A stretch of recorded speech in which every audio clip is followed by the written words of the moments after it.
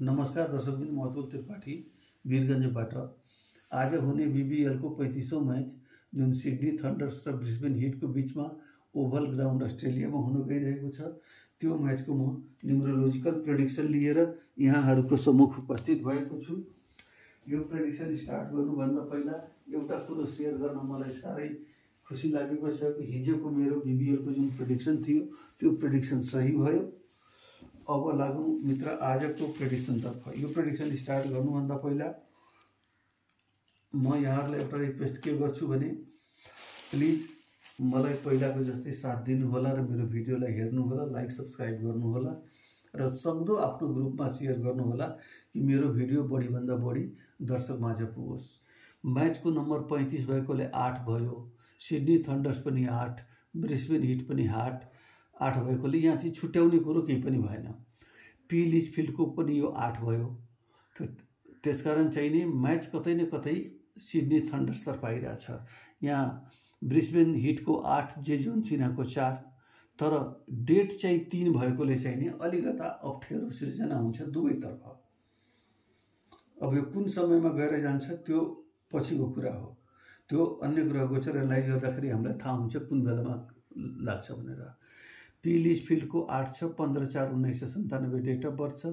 Grid बनाउँदाखेरि यिनकोमा 5 वटा grid उपस्थित छ। मैच हुने दिनमा लङ भिजन, प्र्याक्टिकल र सिल्भर छ। त लङ भिजन, प्र्याक्टिकल र सिल्भर तिनटै ग्रिड यिनकोमा उपस्थित छ। सबभन्दा ठुलो प्लस पोइन्ट सिडनी थन्डर्स र क्याप्टेनको लागि यो छ कि मैचको दिन चाहिने जुन ग्रिड छ तिनटै ग्रिड यिनकोमा प्रेजेन्ट छ। त्यसपछि आएर अब गोल्डन ग्रिड प्रेजेन्ट छ, सिल्भर ग्रिड छैन। 4वटा मध्ये 3टा ग्रिड प्रेजेन्ट छ। यता जे जोन्सिना 4 नम्बर 5/11/1992 यिनको ग्रिड बनाउँदाखेरि यिनकोमा गोल्डन ग्रिड, एउटा सिल्भर ग्रिड मात्र कम्प्लिट छ र सक्सेस ग्रिड, 2टा ग्रिड मात्र कम्प्लिट छ। त मैचको लागि रिक्वायरमेन्ट ग्रिड जुन छ एउटा ग्रिड मात्र यिनकोमा प्रेजेन्ट हुनु र यिनकोमा 3टा ग्रिड प्रेजेन्ट हुनाले के भन्छ भने पहिलो मैचको झुकाउ सिडनी थन्डर्सतर्फ गयो। अब हामी आउँ प्लेयरतर्फ।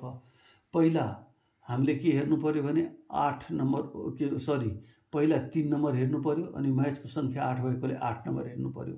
3 नम्बर र 8 नम्बर हेर्दाखेरि 3 नम्बरबाट CGLS आउँछ। त यहाँबाट जी भोल छिन्, एल ह्यारिस छिन्, लुसी फिन छिन्, यस बिट्स छिन् र यस इभ छिन् र एस इस्माइल छिन्। त्यसपछि चन्द्रमा सूर्यको नक्षत्र भरणीमा भ्रमण गरेकोले 1 नम्बरबाट आउने हेर्नुपर्छ। 1 नम्बरबाट आउने कोही पनि छैन र 8बाट आउने अङ्क एफ र पी हो, जसमध्ये क्याप्टेन स्वयंकै पी लिचफिल्ड छ। त यहाँ जम्मा 8 जना प्लेयर आजको दिनमा राम्रो खेल्छन् भनेर हामी भन्न सक्छौँ। त्यसै गरी यता ब्रिस्बेन हिटको तर्फ जे जोन्सिना नेम टोटल 4, 5/11/1992 यिनकोमा राम्रो जुन खेल्ने छन्। 1 नम्बरबाट पहिला सूर्यकोबाट हेरौँ त जे जोन्सिना स्वयं आफै छिन्। त्यसपछि 3 नम्बरबाट CGLSबाट एल विनफिल्ड, जी रेडमा, एल ब्रोक, सी हेन्ट्या र जी पर्सोन्स। यानि कि यहाँ 3-3-6 जनामा 5 जना 3 नम्बरबाट छन्, 1 जना 1 नम्बरबाट छन्।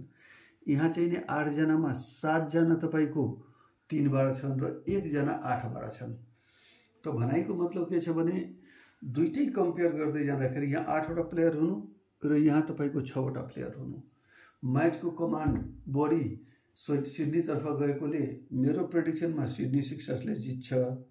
तर अन्य ग्रह गोचर आदि इत्यादि विचार गर्दाखेरि म एउटा कुरो के भन्छु भने जुन टिमले टस जितेर सेकेन्ड ब्याटिङ गर्छ त्यसको जित्ने प्रबल सम्भावना रहन्छ। अत सिडनी सिक्सर्सलाई यो सल्लाह छ कि टस जितेको खण्डमा तपाईँहरू सेकेन्ड ब्याटिङ गर्नुहोला, फर्स्ट ब्याटिङ नगर्नुहोला। र अर्को कुरो ध्यान दिने कुरो के छ भने टप 10 रन मेकर्स र विकेट टेकर्समा यहाँ सी चामिरा आटापट्टु छिन्, जी भोल छिन् र त्यसपछि एस बिट्स छन्। 3 जना प्लेयर छन्। यहाँ क्याप्टेन 1 जना मात्रै छिन्। त टप 10 का प्लेयर पनि 3 जना यता हुनु र 1 जना यता हेर्नुले यो करिब क्लियर गरेको छ कि सिडनी सिक्सर्सले यो मैच जित्छ। बट समयको ग्रह गोचर जुन छ त्यो ग्रह गोचरले अप्ठ्यारो पार्ने हुँदाखेरि टस जितेपछि सेकेन्ड ब्याटिङ गर्दा राम्रो हुन्छ। तर मेरो प्रेडिक्सनले सिडनी सिक्सर्स जित्छ भन्ने कुरोमा म आश्वस्त छु। मेरो प्रेडिक्सन सिडनी सिक्सर्सलाई जान्छ। तर दुवै टिमका क्याप्टेनहरूलाई जितको लागि अग्रिम शुभकामना दिँदै र यहाँहरूलाई मेरो भिडियो लाइक सब्सक्राइब गर्न अनुरोध गर्दै तथा यहाँहरूको दिन शुभ होस् भन्ने कामना गर्दै अहिले म यहाँहरूबाट बिदा लिन्छु। हस्, अहिलेलाई यति नै। धन्यवाद।